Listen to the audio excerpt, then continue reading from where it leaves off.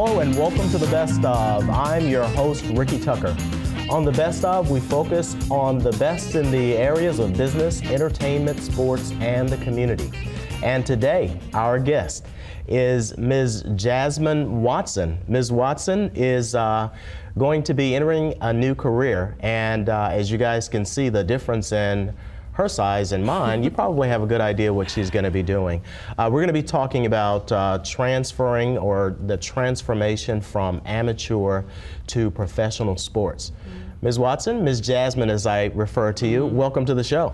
Thank you. I'm happy to be here. We are really excited and happy about having the opportunity to work with you and to get the opportunity to interview you on The Best Of. So much about me, they already know about me, but I'm excited to learn some things about you. So let's start off by just finding out a little bit of background about you. Where are you from? I'm from South Bend, Indiana, born and raised, regular girl, just from Indiana. Kind of boring state, but you know, I love my state. Oh, okay. Kind of a boring state, just Yeah. regular girl? I don't think so. That's the way you view yourself, but I'm sure that within the next 30 minutes, there's going to be so much shared about you that the viewing audience is just really going to be clawing at ways to talk with you, hopefully find out information about how you have achieved your level of success. Let's talk about, you said you grew up in South Bend. Where'd you attend high school? Just tell us a little bit about you. I went to South Bend, Washington. I went to one other school previously, but I graduated from South Bend Panthers. Woo woo. We had a great high school career. I played with some of the best players. It was a really good experience. Basketball is definitely the it sport in Indiana. Wow, that sounds like a winner. Well, I'm sure that this program is going to be viewed through technology. It's going to be viewed globally. So there are going to be some people that will get an opportunity to see you, and they'll be able to recognize and be proud of your accomplishments. Now, just for the record, we are recording this interview in Memphis, Tennessee, deep down in the South. Right. But globally, so is going to be the reach of the program. But let's talk about how you ended up here in Memphis. So how did that happen?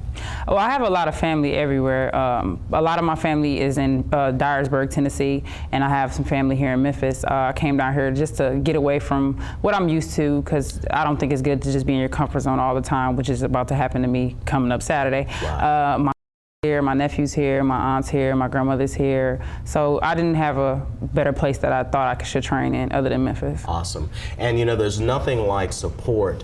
As a matter of fact, as we speak, I'm just thinking about the time right before the show, interacting with your grandmother and with your sister and nephew. It is so awesome to have family support. And then as my wife and I have talked so often about the village, if you will.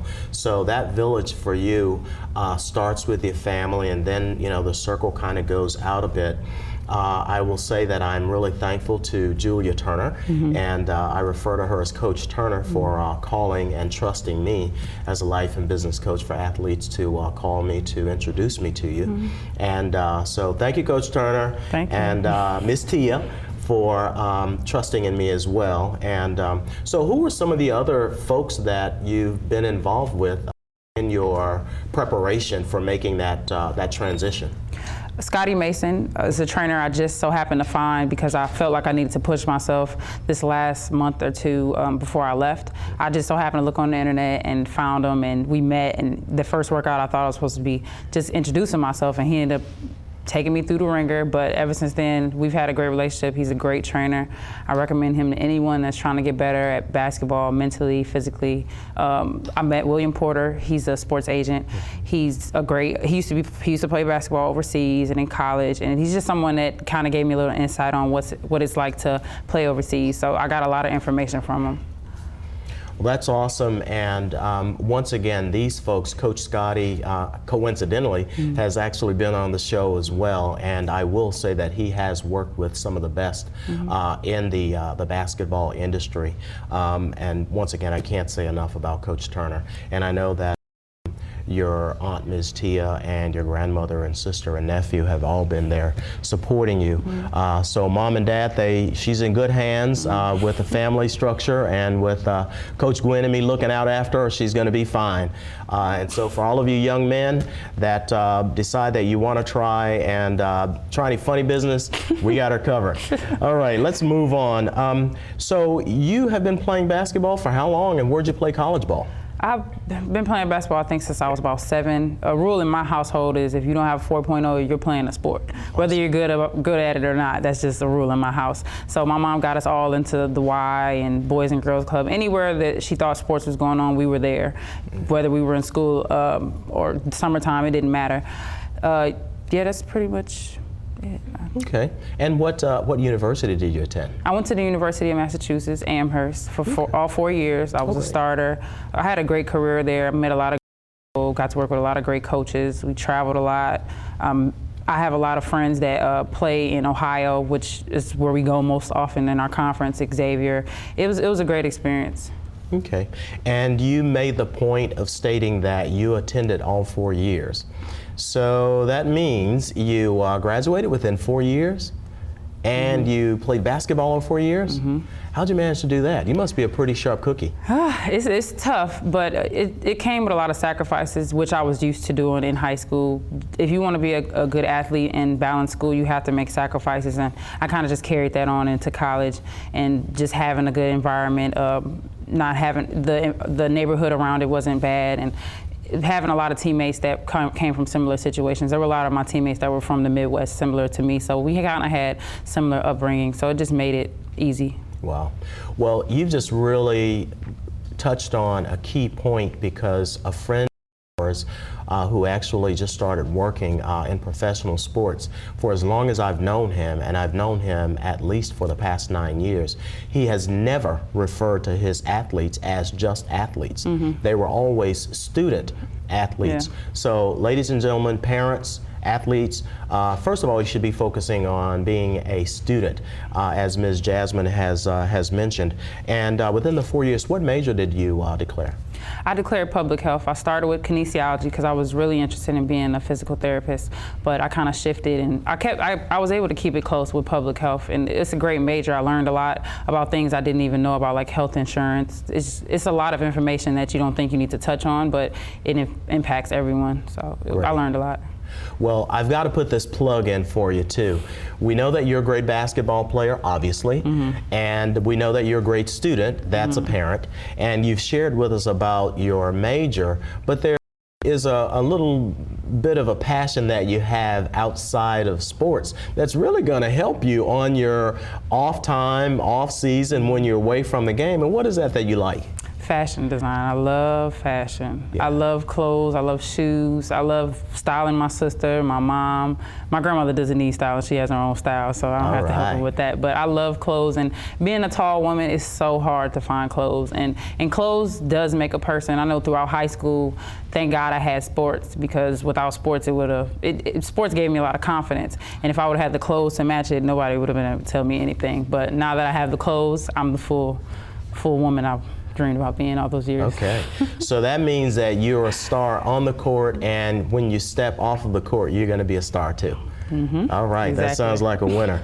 Well, we're going to have to talk to Grandma some more too, because Grandma seems like she's really a jazzy grandma. Yeah, she is. Well, maybe that's Jasmine, jazzy grandma. Oh, we've got to check that out. All right, now let's talk about your big opportunity. This time last year, you were considered an amateur. You were playing college ball, and I mean, you were having to play your heart out like you were getting paid. Yeah. And you were just building your bank account, if you will, through your experiences. This time next year, you'll be able to look back and say, well, I went from amateur to professional. Tell us about the opportunity. Tell us about that transition. Tell us about how the opportunity came about. Well, my senior year, my coaches didn't want to put too much pressure on me into thinking about being a professional, because that can kind of throw you off. So they just kept reminding me, you know, come next year, you'll be getting paid for it. It's a great opportunity. So just, you know, take advantage of it. So I played every game as if someone was watching me. Right when my season was over, I went to a combine, and it was a great experience. It kind of gave me an insight what it's like to just kind of try to perform, which I was used to in college, but it was different because now I'm about to get paid for it. It was lost my train of thought. It was a combine in New Orleans right around the time of the Final Four. So it was a lot of WNBA scouts and professional agents and I just so happened to got picked up right when I was walking out to the parking lot, about to leave and go back to Tennessee with my aunt. So it was kind of destiny of a last minute decision, and I chose my agent. He's a great agent from Sixpence Sports Management. His name is Corey McCoy. He was really interested in me. He didn't even get to see me play that much, but he did his research and he thought I would be a great client of his. And ever since then, I've just been rolling on, just performing and working out and trying to stay on track to be ready to play overseas. Great. So I've just heard quite a few things. There are a number of steps and barriers and hurdles that have to be crossed.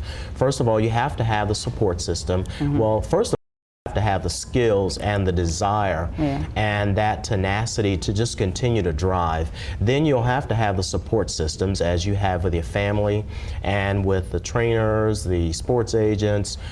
You've got your grandmother, your sister, your nephew, your aunts, and we've got Coach Turner, and just the people that we've talked about, up to and including these protective people, the Tuckers that will serve as your pit bulls. Exactly. So that piece is good. Then you talk about the combine. Now, for the folks of us who are familiar with that, it goes without saying that you don't have to explain that. But for the young people who may aspire to become athletes, tell us a little bit more about how maybe they should be preparing themselves, especially those folks that are in high school, finishing up their college years as well. Tell us a little bit about the combine. Well, there are certain type of combines. Some you can get in that a lot of players don't get the opportunity to, but you can find your own combine, which I didn't even know about. My aunt kind of presented the opportunity to me, and she likes to challenge me a little bit and ask me did I want to do it, and I knew it was a great opportunity. So we did our research. We paid a little small fee. We got to go there. We got jerseys. We got numbers. There was footage that was done of us doing workouts, and there was bleachers that coaches got to sit down and watch us play. And it's kind of set up just like AAU. I know a lot of girls are familiar with AAU. It's just like that. It's just the ranks is a little bit higher because there are professional people watching you, because the next step is to get paid. Awesome. Well, ladies and gentlemen, I'd like to just pause just for a moment to remind the ones who are looking, and for the ones that have just turned the television station to the best of, and you see this really strikingly beautiful young lady sitting here talking to me. She is not a fashion model. Well, maybe part-time she's a fashion model, but her first career is to be a professional basketball player. She's Ms. Jasmine Watson, and if you'd like to connect with her, the best thing for now, as she's preparing to go to Europe, the best thing now is to check her out on Facebook, and that's Jasmine Truly Blessed Watson on Facebook, and on Twitter she's Too Blessed Watts, that's W-A-T-Z on Twitter, and on Instagram the same, Too Blessed Watts.